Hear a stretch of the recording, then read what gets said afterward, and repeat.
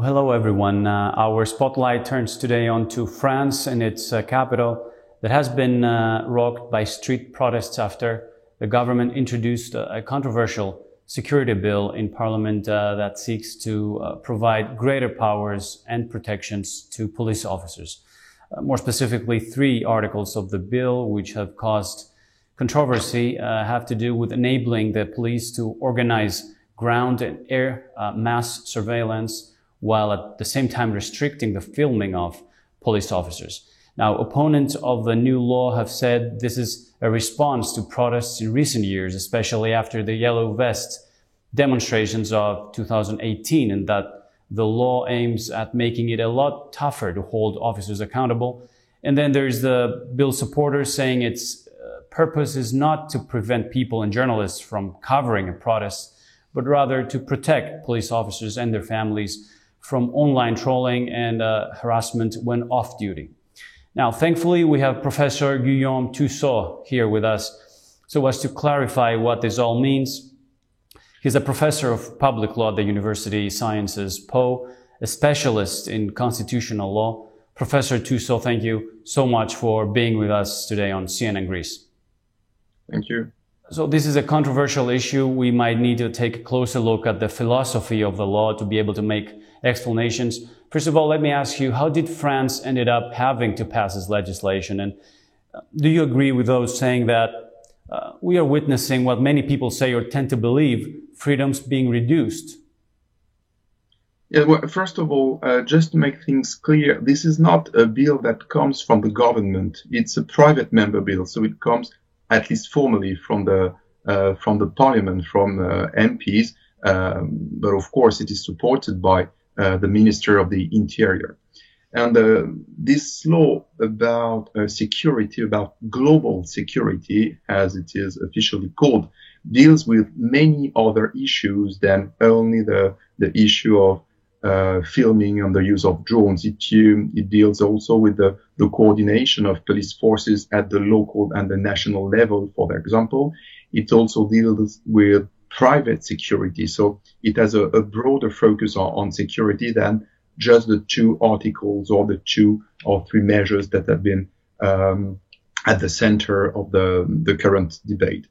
But regarding this debate more precisely, the main topic is that everyone seems to agree on the fact that there are violent persons on both sides.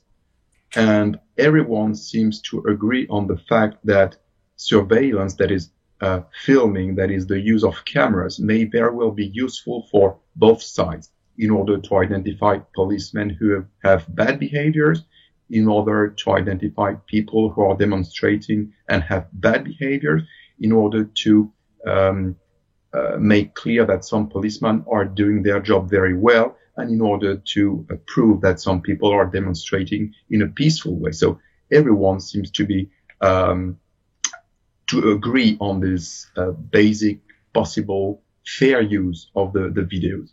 What is at stake with Article 24, and this is really exceptional for the French political debate to be framed by using just an article of a bill to debate. So that's something which is quite exceptional in the French debate, is that this article is supposed to be introduced as a new article in the law on freedom of the press. So it won't be part of the general penal code, if you want. It will be part of these specific penal provisions that belong to the law on the press. And this is understood as causing fears of threats to freedom of information. Yeah, we heard Mr. Macron say he expects a police officer to be an example, but on the other hand, he mentioned there's no tolerance in violence from both sides. Essentially, Mr. Macron rejected the term police violence in his last interview that he gave. He kind of really pushed back against the notion that violence comes only from the police. Is it true that he could possibly try to appeal to right-wing voters, especially before the presidential election of early 2022? I'm not sure.